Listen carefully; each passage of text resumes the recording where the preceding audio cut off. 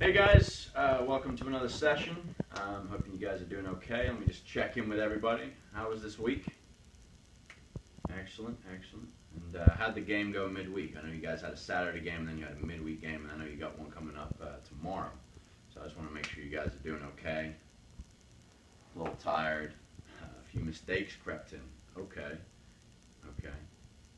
Lost concentration. Okay, right, well, what I'm hoping today is we can actually talk through a new technique. So obviously last week we did breathing and relaxation. This week we're going to actually go a little bit further into that and actually use those techniques to further enhance our abilities with this technique. So we're actually going to work on something called imagery. So imagery is where we use our senses to create or recreate something that has happened. So this could be working on a technique. This could be learning a new skill. This could be dealing with fatigue. This could be dealing with the fact that you guys have got all these different games involved and you've got less practice time. These guys can actually include or improve confidence, improve your motivation. There's a lot of things that imagery can do, but it is a fairly difficult technique in order to actually pick up and also teach. So we're going to turn around and work together, and we're going to try and make this happen today. So, we also have a handout in front of you guys. I'm assuming you guys have already looked through it because I know full well that you are fully involved in this process, right? All right, well, we'll work on that, I guess. So, if you guys can all stand up for me. All right, and we're going to start off by using the techniques we used last week. So we're going to just close our eyes. We're going to center our body. And we're going to turn around and take a deep breath in. And out.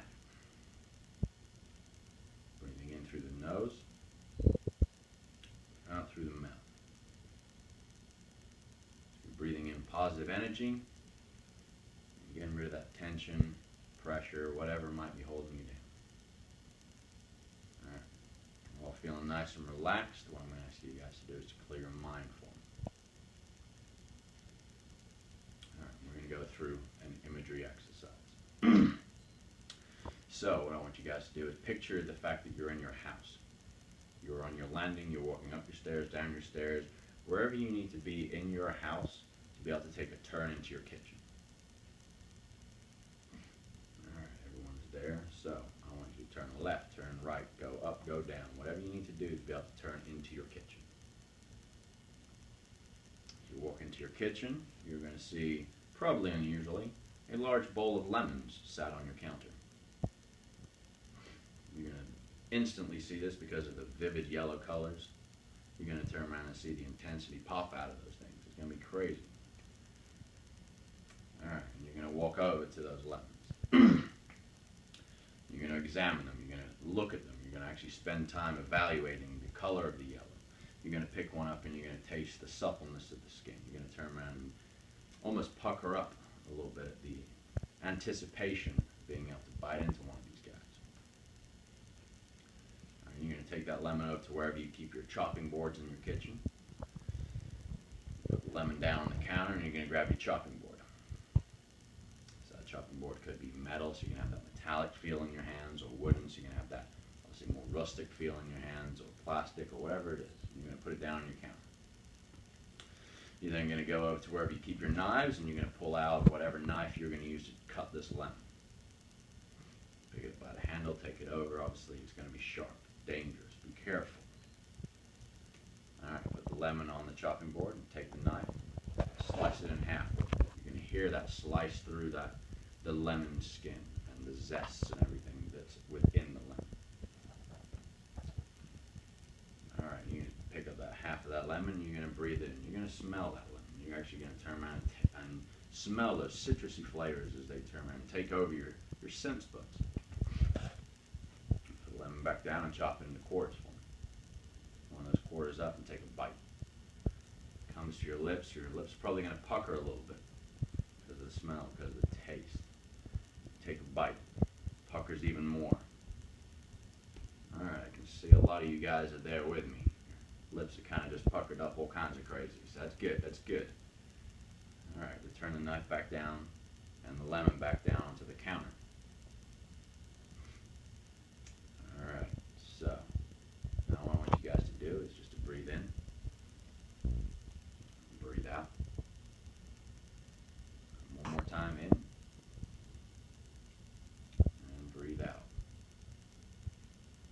what we've done there, oh yeah, you guys take a seat. So what we've done there is we have recreated an image of our house. We've added something into that particular image, and then we've used that to go through all of our different senses. So we've looked at sight, we've looked at smell, we've looked at touch, taste, and sound. So we have gone through all of our senses there, and we've created a full picture and a full possibility of actually creating, recreating, and modifying that image in our head. So imagery is almost like a fast forward, rewind, play, stop, everything you could possibly do on a VCR or DVD or whatever the heck we're doing right now, everything involved in there. Alright, so on the handouts in front of you guys, you've got a little bit of space on there next to each one of those senses. What I'd like you to do is I'd like you to take your role as a soccer player, and I'd like you to actually put that into the gaps, if you will. So the taste of the sweat running down your brow. I'm assuming everyone's going to use that one, so let's roll with that and go from there. Write down a sound that you might encounter on a soccer pitch. Write down a sight, a feel, whatever you might feel or see or whatever else. That's what I want you to write down. So I'm going to give you a few minutes just to kind of go through that, and then we'll come back and go from there.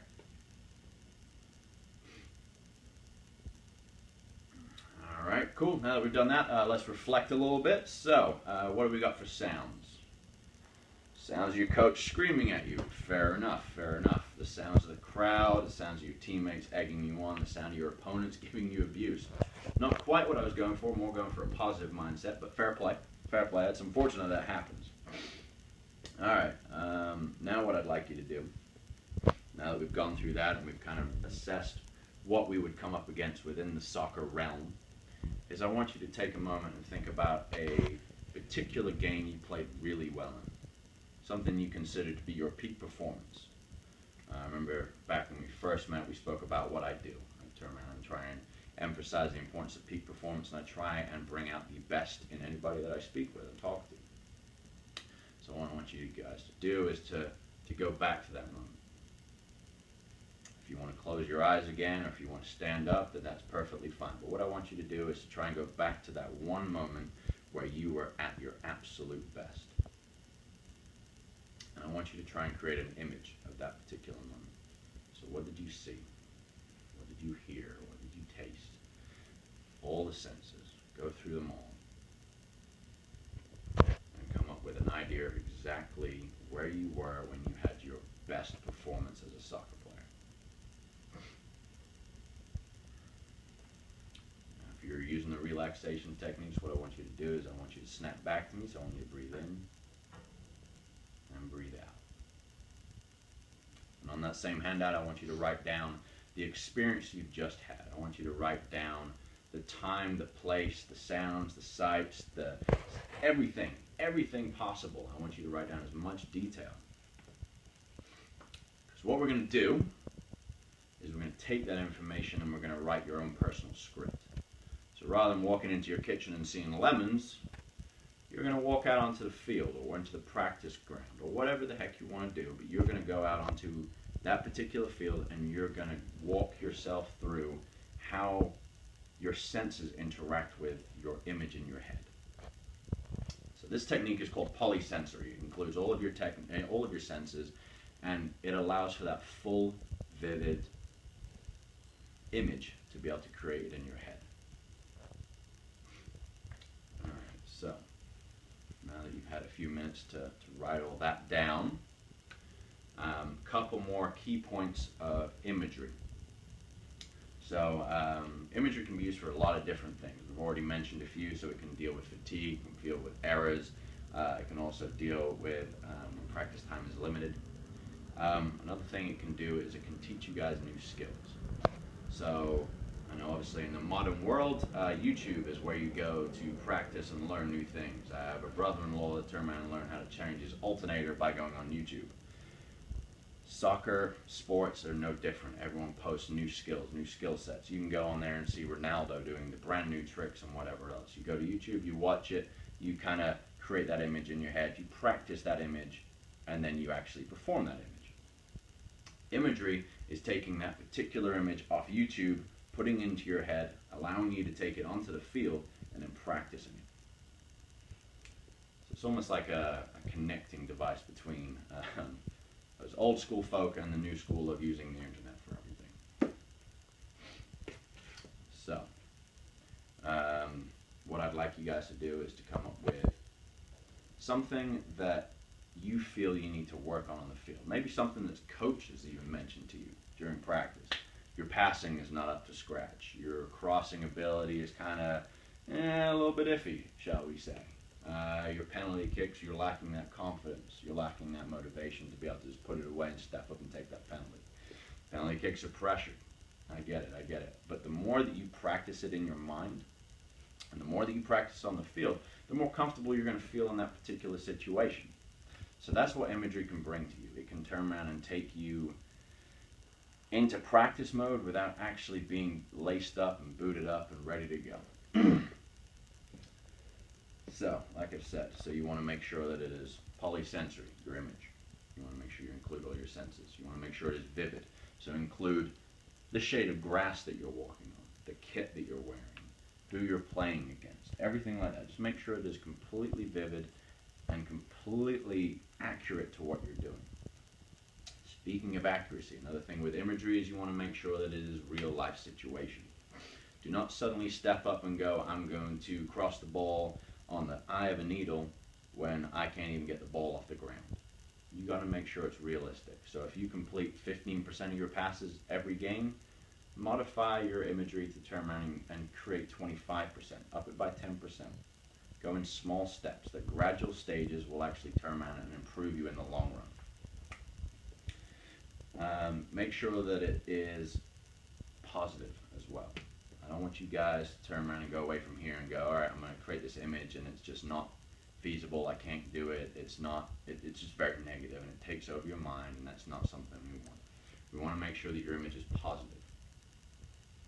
We want to make sure that you can complete any aspect of what you've done. All right. Do I have any questions at all at the moment? No?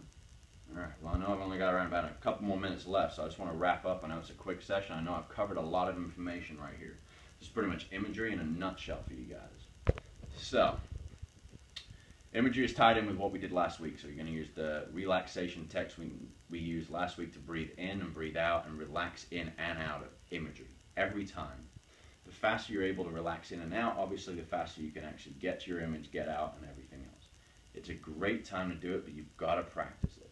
If you practice it, the better you'll become at it. The better you'll become at it, the more, the more you can actually intertwine it into your practice game. So for example, you could use imagery before a cross comes in. You could use imagery before a free kick comes in. You could use imagery while you're warming up before you substitute, depending on how much time you need to actually create that image in your mind to allow you to actually build that confidence and perform the techniques and skills that you want to learn. Another thing we've covered is the fact that imagery can cover pretty much all aspects of what I do. It can improve your motivation, it can improve your confidence. Because of imagery, you're going to improve your self-talk because you've got that positive mindset in your head. Imagery is also going to be used to facilitate new skills, to practice and correct mistakes that you've made. Imagery is something that if you are able to master at this young age that you are at, will really stand you in great stead as far as going forwards in your career. Like I said, there's a lot of information that I've covered today. I know Coach wants you to get out on the practice field pretty soon, but what I want to make sure is that, as always, anything we cover in our sessions is confidential. So you saying Coach screaming at you, that's between you and me and the team. That's it. That's us. That's what we're about here. If you guys want to come and talk to me before practice, after practice, whenever I'm around, come and talk to me. We'll work something out.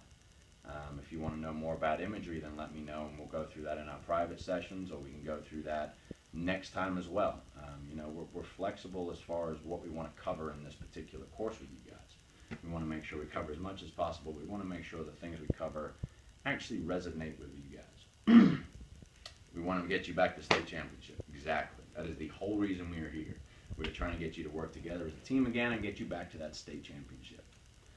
So is there any questions, or are we good to go? All right. Well, thank you guys for listening. Thank you for contributing. Thank you for being involved. I will see you guys next time. Thank you.